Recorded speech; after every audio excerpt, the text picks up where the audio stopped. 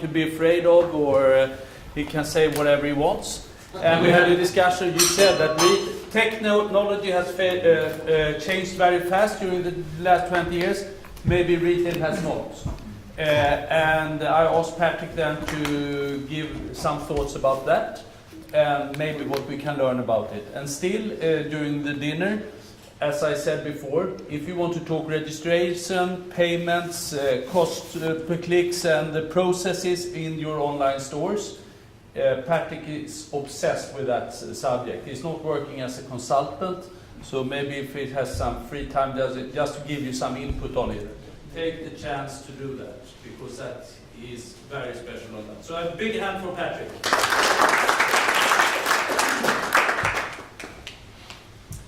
Thank you for having me. So I'm Patrik, CEO and co-founder of Force Football. So we are one of the world's biggest football apps. We have been around since 2012, and I have a lot of failures to share with you as well, as Eric did as well. So it will be a lot. So the kind of unique thing here is that we have spent not a single dollar in marketing. We have brought in no venture capital, and we don't have any managers in our company. So that is kind of unique compared to our competitors. Yeah, but I will show you how I work. So I actually have the least thing to say in our company. So the thing is, like, so we started up as an app. So you follow your favorite teams. We have 10 million downloads and 3 million users. And the interesting thing here is that football is the world's biggest sport. So it's football, sex, and religion. And it's 3 billion football fans. We are one of the biggest with 3 million. So there's a huge opportunity. So we are small and everyone else is very, very small. And that was the reason why we started working with this. But the thing is, like, if you run a company and you say, okay, we're gonna build a football app, that's kind of boring. And in this space, you need to find the very, very best talented people in the world, and then you need to find a purpose as well. So as we started working with the app and getting like users and growing, I've started to think, okay, what's the big picture? What do we want to change in the world? How can we make people really, really motivated? And what I realized was that football is a very undemocratized sport. So it's a lot of bribes. We have FIFA, we have Qatar, we have Russia. It's a complete disaster, the whole football industry. Then I said, okay, so even in Sweden, like in Sweden we say we're so proud because we have these clubs that are democratic, they say. So we have a club like AIK with 200,000 fans, but there's only 200 people going to the annual meeting because people are scared of going to the annual meeting. So it's like 99.99% blank votes in this democratic club.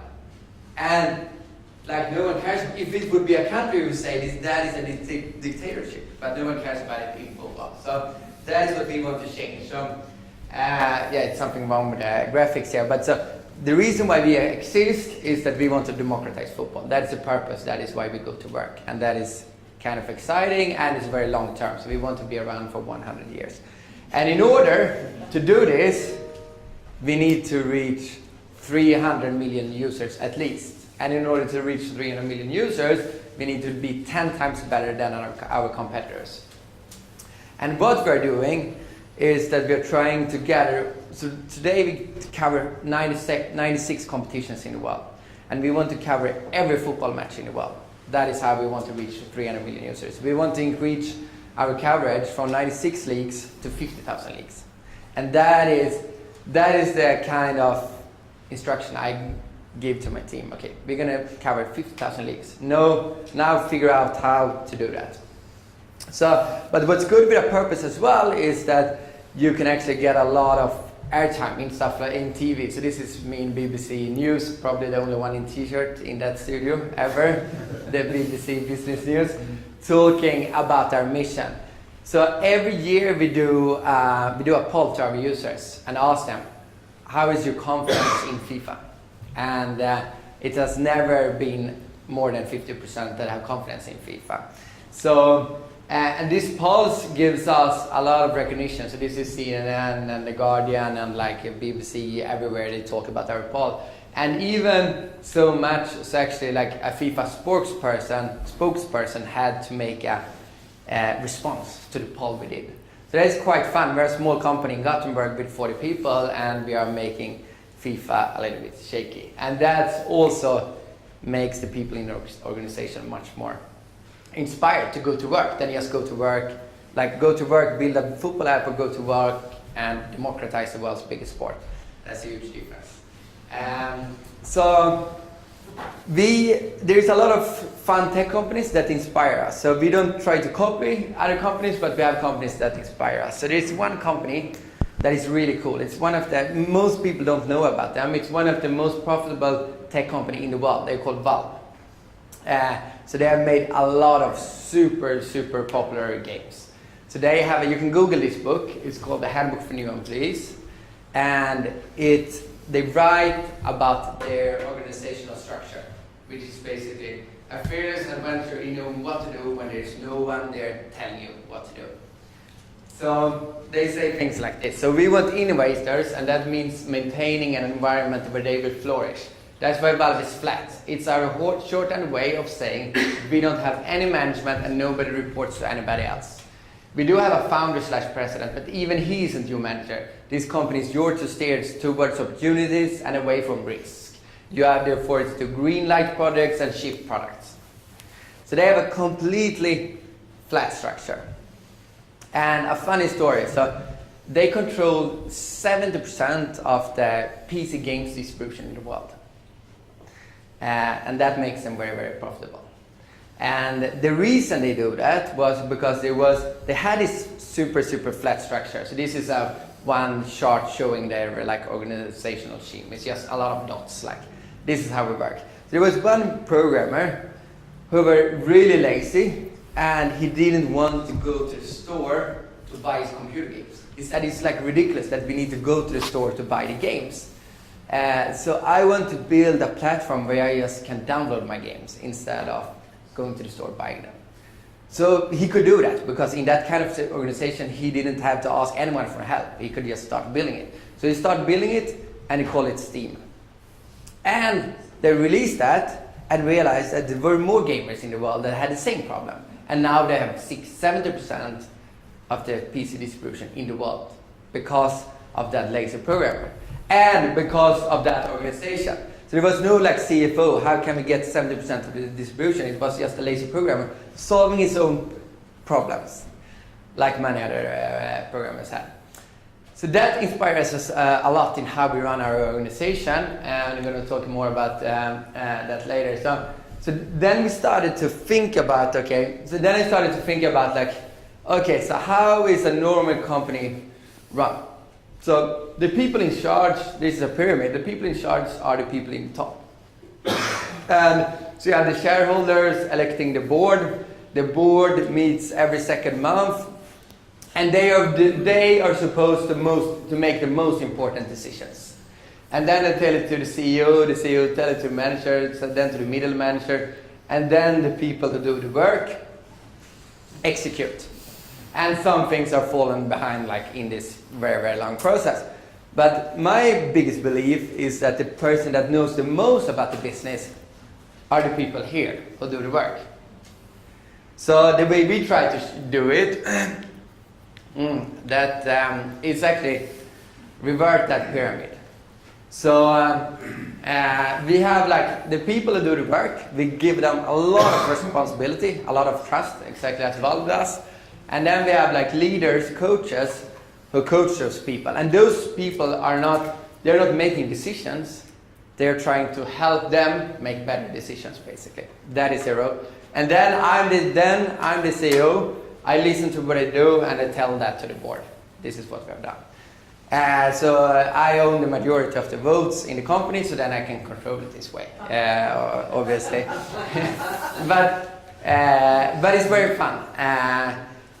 So another thing is like that inspired me a lot is Facebook. So Facebook have had a mantra they call move fast and break things. So if you just think about like how fast it went from Snapchat released these stories, it took about 2 months before Facebook had stories in Messenger, in Instagram and in WhatsApp. 2 months. a super big company with like thousands of employees, and it took 2 months, and I had it in all their applications. It's crazy how they managed to do that. But if you listen to like the culture and what they're trying to do, they have a mantra saying like everyone should be able to release products on Facebook. Every single person should be able to do changes on Facebook without asking anyone for permission.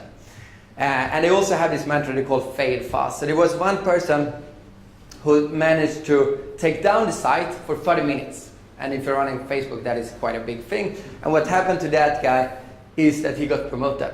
And they developed a script solving his problem, and he got promoted. So if you think about that mindset and compare the mindset to companies like Microsoft, I think it's kind of different there. So, but it also says it's also like the basis of innovation. If you want to innovate, you need to break things and move really fast.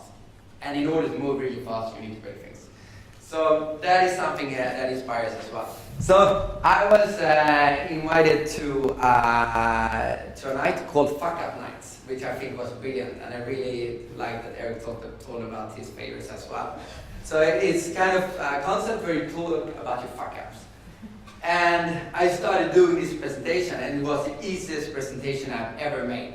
Like, because I made so many mistakes. It was like 2 minutes and I had 15 fuck ups. And I started Googling on this like fuck ups thing, and I realized like there was like a lot of things like fuck up, like the only way to learn is to fail and stuff like that. So it was some kind of movement.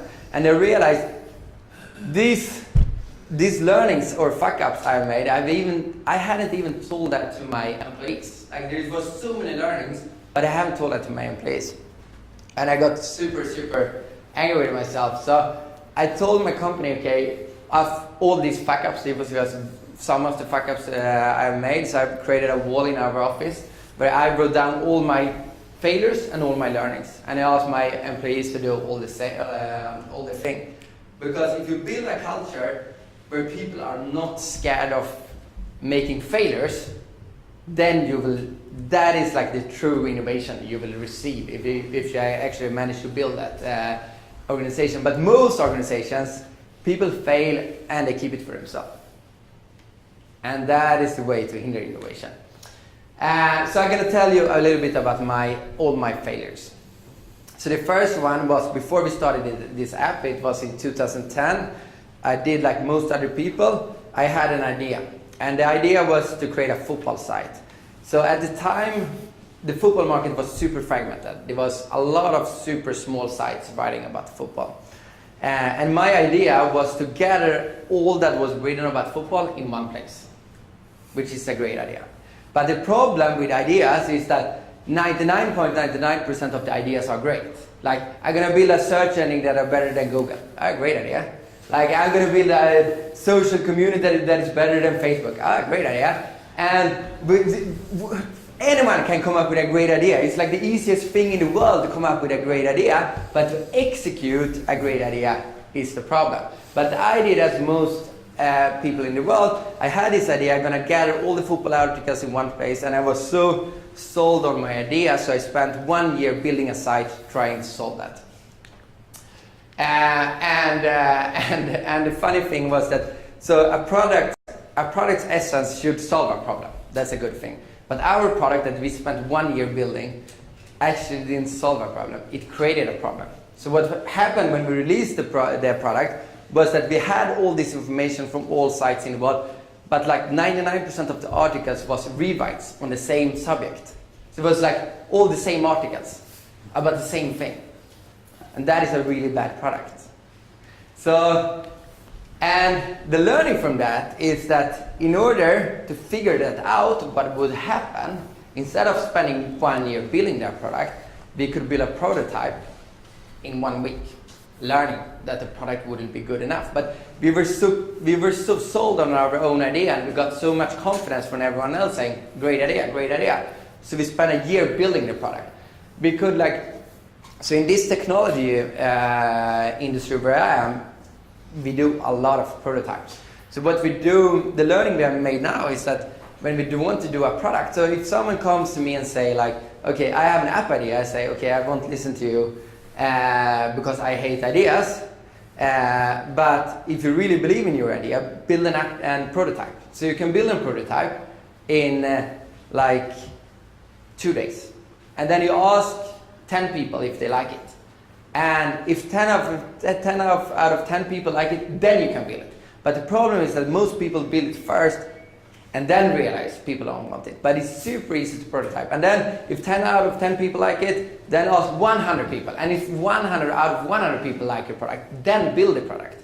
So, and there's so few people doing this. I think Tesla did this really, really good with how they develop their cars. It's the kind of this my same mindset. Okay, we start with a super, super niche, super expensive sports car and see if it actually works out. Okay, it works out.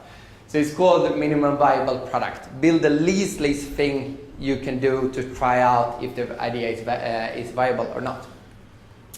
And in a retail kind of context, that could be like the most amazing thing with the internet is that you can test everything.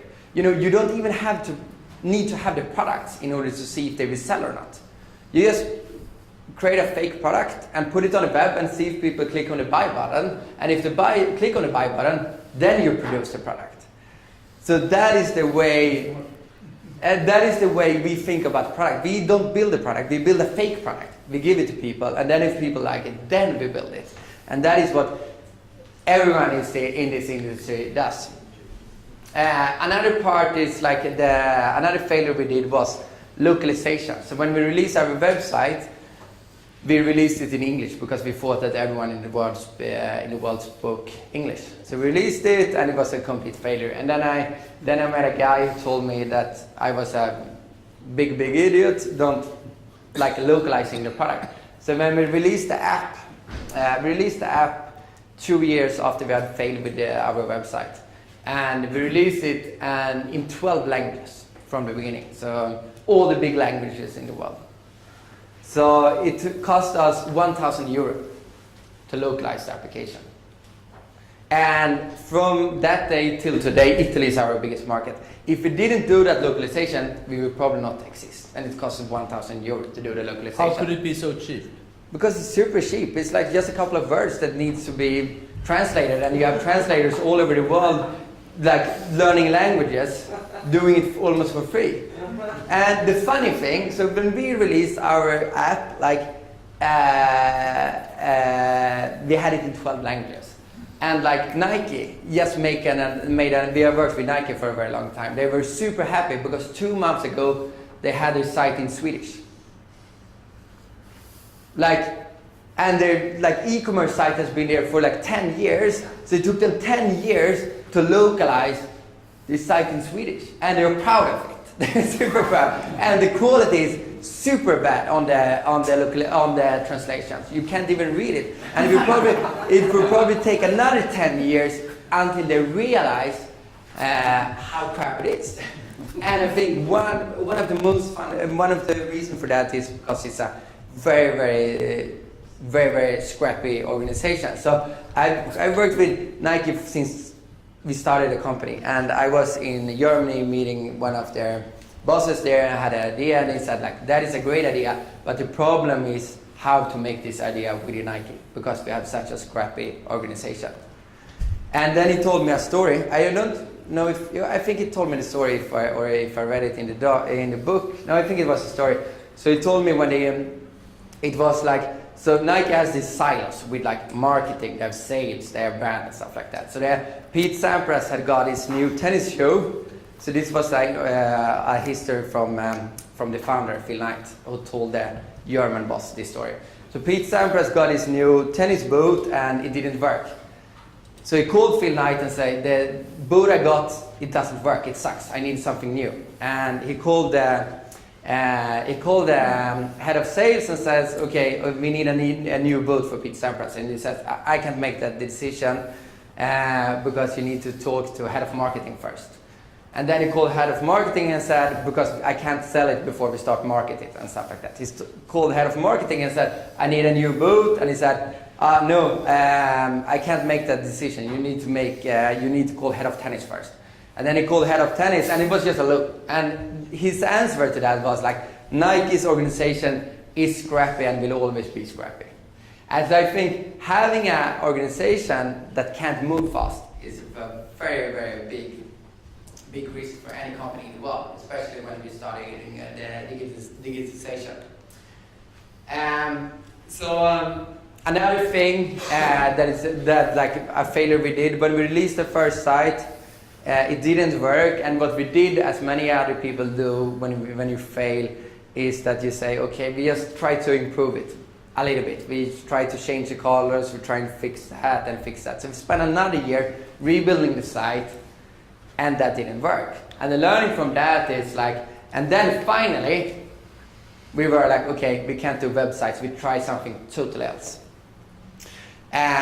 So the learning from that was also, so what we did then was like, okay, we don't know football sites, and we also, so the problem was, we thought about, okay, when we build a website, we try to create a new product that never existed, like gather all the football articles in one place. But our learning was then, okay, let's look at the most popular product. It was an app called LiveScore. And we look at what they have done, and we read the reviews, ask what people are, we look what people actually are asking for. So they were asking for like getting lineups and notifications, and then we built an application that had all these features. So, and I think that is probably the most underestimated product you can build, is to improve an existing product. But most people try to build new products that no one has built before. But there's a reason but no one has built them before. And it's so much harder to build new products when you can spend your time improving existing products. And that was the key to our success. So yeah, for retail that would be the same thing. Make radical changes if it doesn't work. And this is probably the most common failure.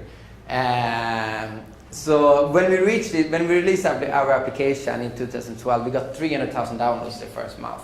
It was more users than Facebook and Snapchat got their first month, which is kind of incredible. And what's happening then is that your immediate answer to that success is always, it's because we are smart. Like every time. So, but when you fail, you spend like months and months analyzing why did it fail? Was it because of that, or the weather, or could it be because of the color? But when it goes very, very good, you never analyze that. The answer is always because we are so good in what we're doing. But when you analyze failures, the answer is never because we are idiots. I've never heard that before, like we failed because we're idiots.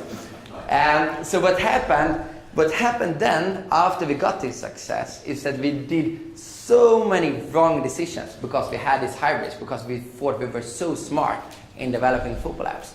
So we did we probably lost 30% of our users because of hybrids and bad decisions, because we thought we were so good at what we actually did. Then it took a couple of years, and I started to realize the only reason why we success, or not the only, but the majority reason to why we success was because of timing. So we released the app in 2012 when people were looking for football apps. They were early adopters looking for apps, telling their friends about the apps they downloaded. But we didn't know it was good timing. We just did this app in frustration because we had failed for 2 years with our website. But if we would have done that analysis earlier, I think we would have done much, much better decisions. Another thing is like when we hired people to the team, we did as most other companies in the world. So we talked to a recruiting agency and say, okay, we want this person. They came with 3 people. We met them for 40 minutes each person, and then we said, okay, you're hired. And then we're going to work with that person for the next 100 years. And that's a very, very bad idea. So then I spoke to the founder of one of the world's best advertising agency, which is in Gothenburg, and I was like, "How did you manage to build one of the world's best advertising agencies in Gothenburg? It should be impossible because you can't find that many creative people. It should be in London or New York or whatever." And he said, "I have one advice for you, and that is sooner or later you will recruit assholes. And assholes spread like cancer, so make sure you get rid of them really, really fast." So, but my take on that was, okay, let's make sure we don't hire assholes from the beginning. So we hired a lot of people that didn't fit for many different reasons, and that cost a lot of money to the company. So we learned that from the Forsman och Bodenfors guy and from our mistakes that hiring people is the most important thing we do. That is what Valve says as well in their handbook for new employees. Like, if you run an organization like this, hiring is the single most important thing you do in the company. So we spend a lot of time on hiring people. So if we hire a person, let's say it's a salesperson. That's the most fun thing. So what we do then is that we say, okay, we don't look at your CV. This is what you're gonna do. So now let's call one of our customers, and you're gonna pitch for some football to Adidas. So we give them the pitch deck, and we ask them to call Adidas. But the number is redirected to our head of sales guy. So they call our sales guy and try to pitch our product. And that is how we determine, okay, how will people actually be able to do this work? And then in the next step, they have interviews with the people, with the same person. And then in the third step, we have a role play with the person. So they come in and gonna pitch a campaign for Adidas at our company, and we act Adidas and they act for some football for 1 hour. And then if they succeed with that one as well, we have a cultural interview with our director of awesomeness. So our director of awesomeness is the person who his job is to make people more awesome by talking to people. So he have one-on-one sessions with every employees, every second or every week, just talking to them, listen to them. So that was another thing I'll come to later. But so, and then a culture interview, and then they meet everyone in the company in a meet and greet in different sessions. So it's like a 7-step process to get working to us. But after we have spent so much time on that, it's very, very seldom we fire people, and that will save us a lot of money, and we make sure we don't recruit the assholes as well.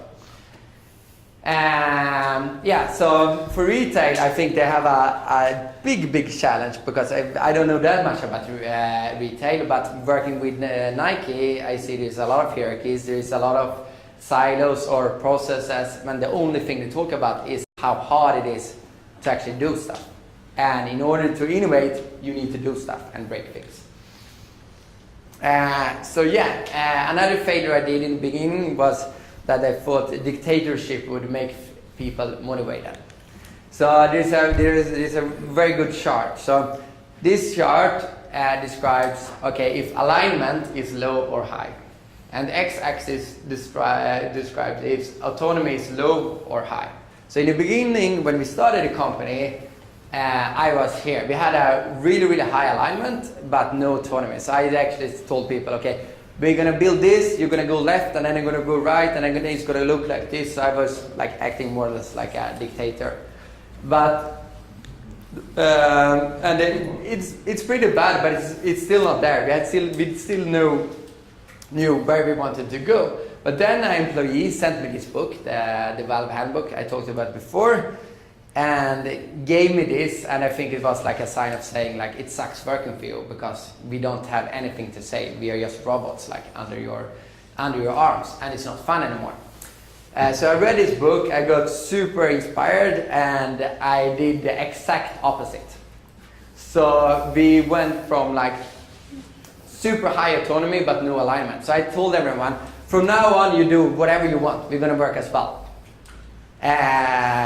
Which was fun in the beginning, but then people started to get stressed because they really didn't know where they were going. So we started building like new apps, like new football apps and stuff like that. But it was a lot. Some people like this kind of environment, but many people get really stressed as well if they don't know where the company is actually going. And where I want the company to be now is in this. We want to have high autonomy and high alignment. So that basically means me saying, okay, today we covered 96 leagues, and in order to democratize football and reach 300 million users, we need to cover every match in the world. We want to cover 50,000 leagues. Now figure out a way to do that. And that creates high alignment on where we're going, but they have the autonomy to find the way to how to approach and solve that problem. And the fun thing, inform the people on where we're going and why we're going there. And the employees, they seem to like it a lot as well. And I hope everyone here who works in the retail industry have read the book Delivering Happiness about Zappos. No? No one! What the fuck? It's the best book ever! You need to read it. It's about Zappos.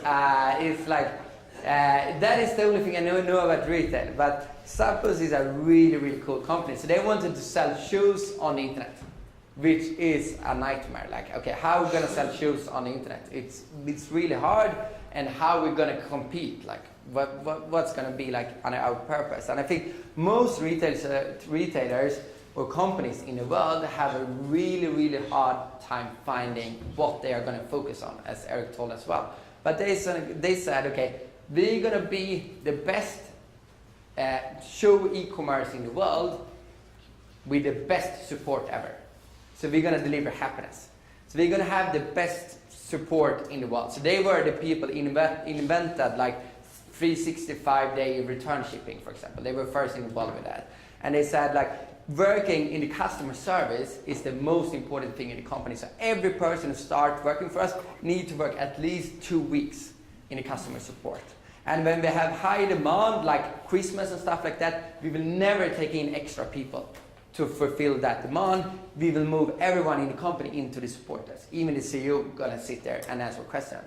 And if we don't have something that the customers wants to buy, we will find a similar shoe at our competitors. So they were like obsessed with customer satisfaction, and that was their core. Their core was not selling shoes, it was the best customer support within the shoe industry. And they sell shoes for like $2 billion, and then they sold to Amazon as well. It's all about the thrive to be really, really good at one thing, because a company can only be really, really good at one thing. That is the truth. Another thing that we failed in the beginning is that we didn't know what retention is. So we have grown to 3 million users with no marketing because people like our product. And if people like our product, the best way to measure that is in retention. So in our world, we talk about 1 month retention. That means how many people of the people who download the application continue to use it after 1 month. But most companies just look at the amount of new people coming in. But if all the people stop using your application after 1 month, you will just leak, and you will just lose everyone. So this happened to Groupon, for example. And even like the stock experts don't understand this number. So Groupon is a perfect example. They showed like super high growth for the product, and they was introduced to the stock market at a very, very high price. It's the deal kind of sign where you can like buy deals very cheap.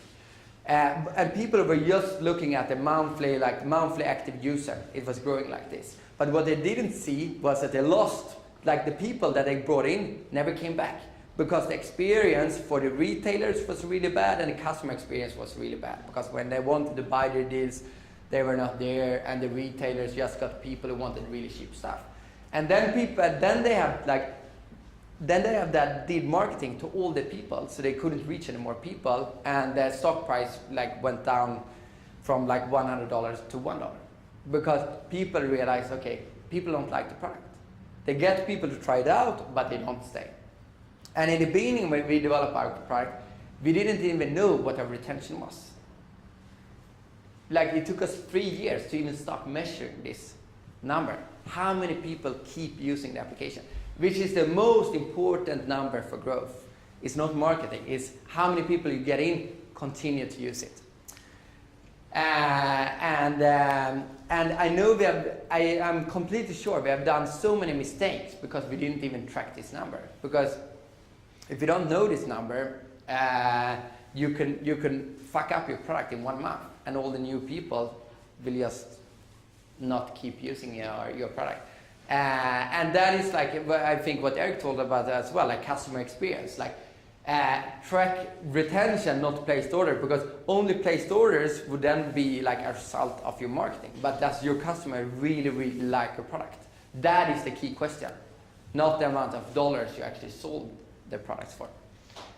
So another thing like we have failed with, so we did a lot of changes to our application when we had these hybrids. Like we changed the navigation of the application, we changed everything of the application without testing it.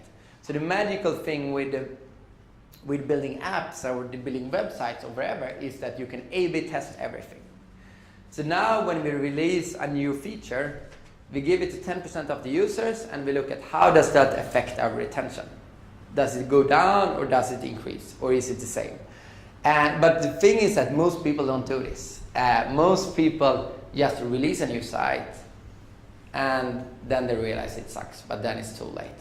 So the big companies, if you look at like Netflix, they are running like 1,000 different versions of this site every day to all the customers, just to test different things. So because what you realize when you work with this kind of product development is that you don't understand anything about it. So we have made so many features where we like redid like the startup guide in our application, and I was 100% sure that it would be better because it's better. And then you release it and you say, okay, we dropped retention with 10%. Like I can't explain why. The only thing I can explain is that I'm really bad at product development, and let's not release that one. Let's make something else.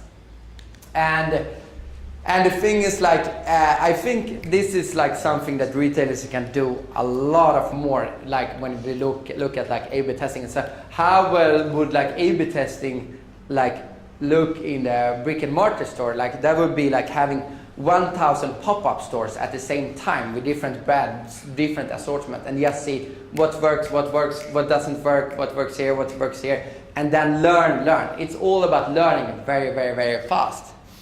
Or same with the e-commerce side. So the magical thing of digitization is that you can learn.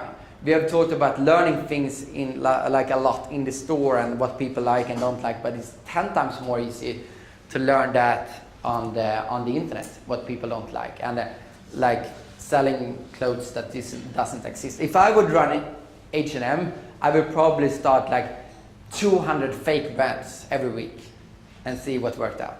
Like we'd like do marketing, buy users to them and see does people click on the buy button. Like 200 new brands every week. That is exactly what I would do if I run that company. And I'm very happy I don't. And that's other things. I think most companies in the world, including us, focus on all things except the core of the product. So that was what happened to us when we got these hybrids. We started building new things. Like we add this. So we actually forgot the core of the product. And the core of the product was following football results for your favorite teams. So I realized like 4 years in, when we released our app, we covered 96 leagues. And now 4 years later, we still covered 96 leagues. And what happened was that we had got much more users, so the app was slower. It took longer time to send in notifications. So we have actually decreased the core of the product after 4 years and invested probably 100 million in the product, but from part of the product. And I see every company doing that. So So we employed a data scientist from Spotify, and I asked him like, what was the most important change Spotify did to increase retention?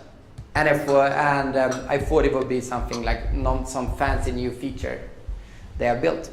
And can someone make a guess on the most important change or improvement or new feature Spotify built to increase retention, which is customer satisfaction?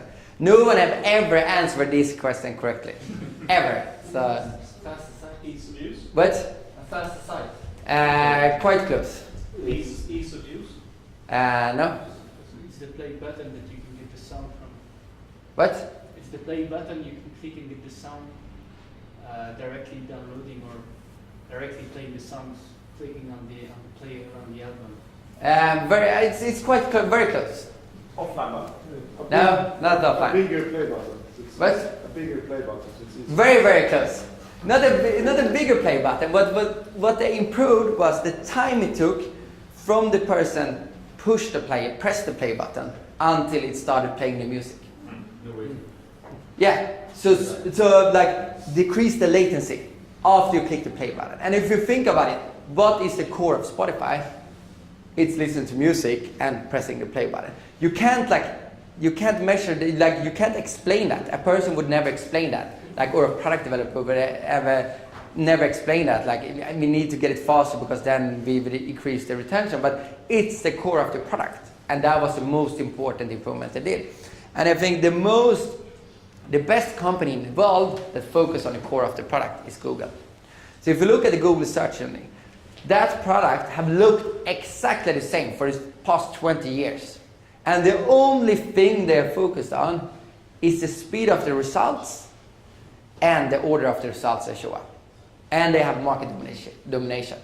Nothing else. They're super, super core of the product. And the CEO, Larry Page, have said we can't add anything to the site that will make it load slower. And this is what can happen if you focus on the core of the product. But very, very few companies focus on the core of the product. Because most people and product developers just think it's more fun building new stuff. And then they do it because they're egoistic. And as same thing as with Zappos, they found one thing. It's really hard to buy shoes on the internet. Okay, let's deliver the best customer support in the world. That's going to be our focus. We're not going to have the best shoes, not the cheapest shoes. We're just going to deliver the best customer experience. And that is how they started to sell shoes for billions. Another thing regarding which I touched on lightly before was so previously I had one-on-ones with my employees once a year, where I talked to them. I was super stressed, looking at my clock and giving them, yelling at them basically. And that was a very, very big failure. And I came in a situation where I was I have a one-on-one with that person, and I was so disappointed with what that person had delivered. And he told me that he had been suicidal for the last months. And then you're like, okay, maybe I should have asked the question, how are you feeling, before I started yelling at that person. So I met a person at Spotify who is called Bob, and he was working as a coach at Spotify. So I said, okay, I like that idea of coaching people instead of yelling at people. Since we are working with a football app as well, it makes sense. So we employed him as the director of awesomeness. And his job, as I said, is to coach people every week or every second week. Listen to them and coach them in order to make their life easier and better at our company. And many people say how can you have a person only working with that? And we have 40 employees. If he makes every employee 10% better, he's worth 4 employees. Then it's our best investment ever in the company.